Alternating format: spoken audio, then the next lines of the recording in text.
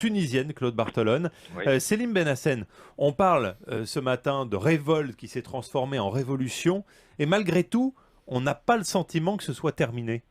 Est-ce qu'on se trompe? Vous vous trompez absolument pas. Vous savez, la révolution, c'est un peuple qui la guide.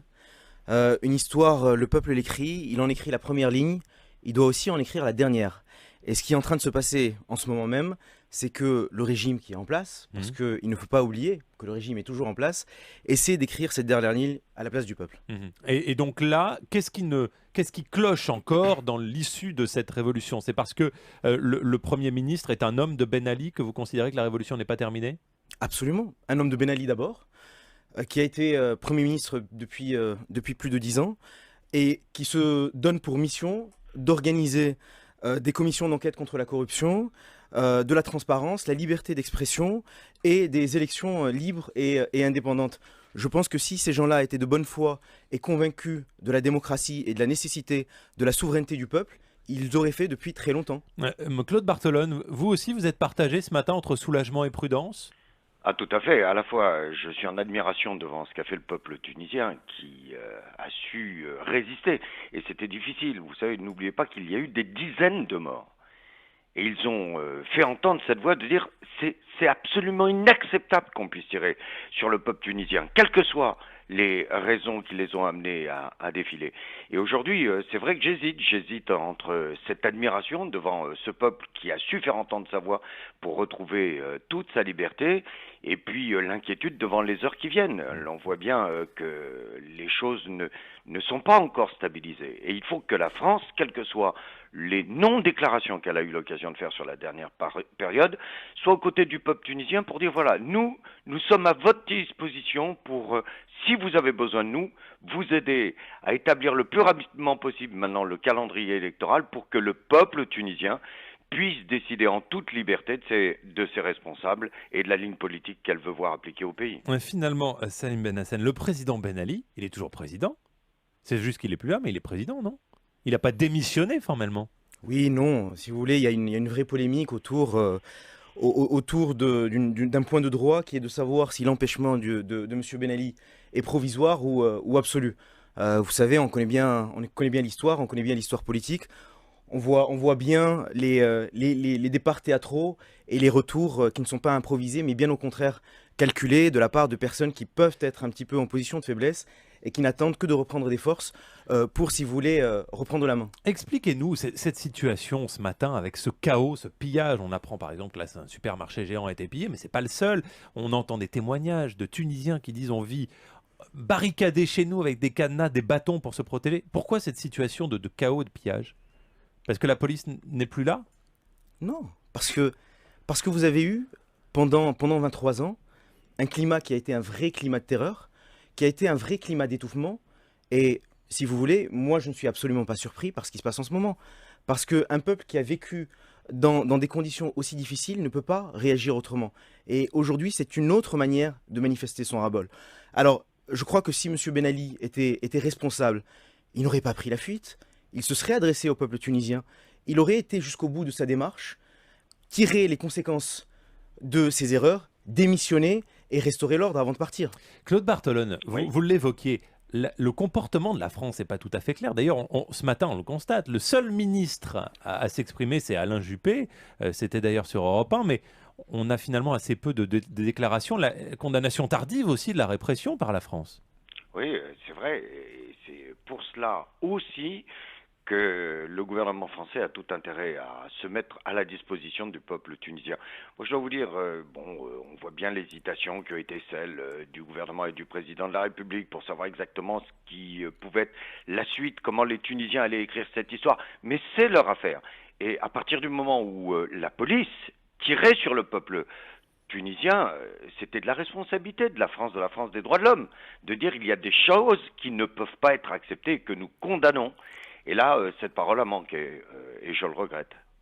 Bon.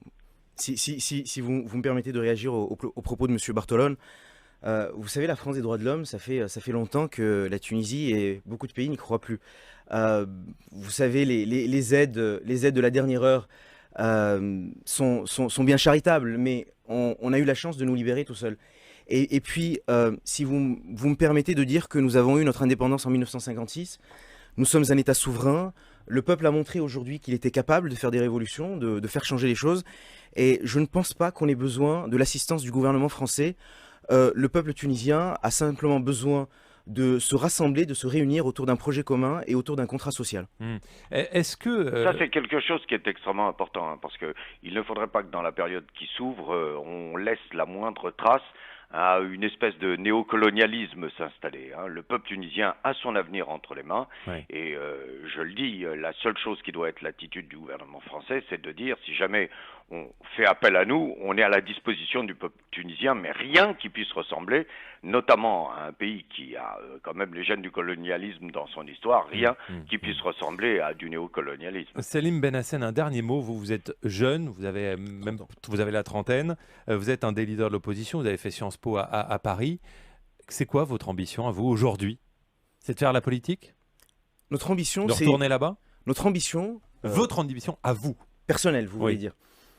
C'est une ambition citoyenne, c'est-à-dire je suis, comme tous les autres citoyens, j'ai été privé à la fois d'une histoire et j'ai été privé d'un pouvoir. J'ai été privé d'une histoire nationale collective parce qu'aussi bien Habib Bourguiba que Ben Ali nous ont fait penser qu'ils avaient écrit l'histoire pour nous.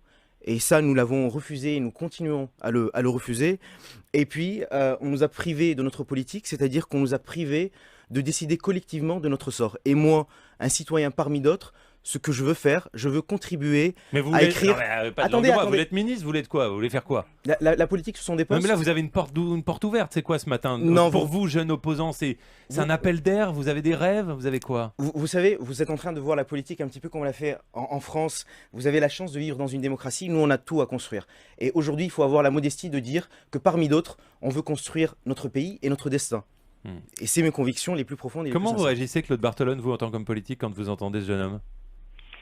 Je réagis en me disant, voilà, c'est la génération qui est le fruit de ce manque de démocratie en Tunisie. C'est cette génération qui n'a pas pu s'exprimer, qui a eu l'impression d'être mis à l'écart de la construction démocratique, de la construction citoyenne de la Tunisie. Et j'imagine à la fois, et je l'entendais dans la voix, à la fois toute l'espérance, mais aussi ce doute qui peut exister dans les 24-48 heures que nous allons affronter, parce que l'on voit bien encore que tout n'est pas fini. L'histoire hésite et je dois vous dire que c'est aussi la chose qui m'inquiète et qui me... Vous avez peur pour les prochaines heures, Claude Barthelone? Vous savez, c'est pas une question de peur. L'on voit qu'actuellement, et votre invité a eu l'occasion de le dire, on est devant une interprétation de la Constitution pour éviter que ce soit le premier président de l'Assemblée nationale qui assure l'intérim et que des élections soient organisées dans les 45 jours. On a cet habillage, Ben Ali s'est éloigné, du coup c'est le Premier ministre qui assure l'intérim. Donc on voit bien qu'il y a même institutionnellement une position qui n'est pas stabilisée. Quelles vont être les actions aujourd'hui? Comment vont-ils réussir à donner la parole à l'opposition pour se mettre d'accord sur un calendrier électoral et l'organisation de ces élections? Claude Barthelone, est-ce que vous êtes soulagé, est-ce que vous êtes rassuré que la France n'ait pas accueilli Ben Ali? Vous voyez, d'abord, je vais vous dire une chose. Jamais je n'ai pensé que M. Ben Ali allait mettre les roues de son avion en France. Parce que nous avons une justice trop libre. Nous avons trop de mouvements qui relèvent des droits de l'homme. Et M. Ben Ali sait qu'il risque de se retrouver devant les tribunaux. Mais là-dessus aussi, j'aurais souhaité que la France puisse dire, voilà, nous mettons à la disposition du peuple tunisien. S'il souhaite que nous l'accueillons, et si ça peut faciliter les choses, nous le ferons. Ou sinon, il n'y a aucune raison de l'accueillir. Et je vais vous dire, pour lui, il a choisi un pays à bon escient pour essayer de se protéger des actions juridiques qu'il aura à connaître dans les prochaines semaines et dans les prochains mois. Salim Benhassen, est-ce que vous espérez que Ben Ali sera jugé? En politique, on n'espère pas. On se donne les moyens de faire les choses. Et de ce point de vue, j'aimerais rappeler la responsabilité du Premier ministre devenu président par intérim, qui a, d'une certaine manière, organisé la fuite de M. Ben Ali. Parce qu'on l'oublie, c'est-à-dire que ce monsieur vient s'adresser au peuple tunisien en nous disant « je vais vous organiser des élections et je vais vous redonner votre liberté ». Cette personne est responsable de la fuite de Ben Ali parce qu'on aurait aimé juger M. Ben Ali en Tunisie et par des Tunisiens. Merci beaucoup d'être venu ce matin, Salim Benhassen, un des leaders de l'opposition tunisienne, et Claude Barthelone. Merci à vous également. Merci. Dans quelques instants sur Europe 1, les infos. Et puis...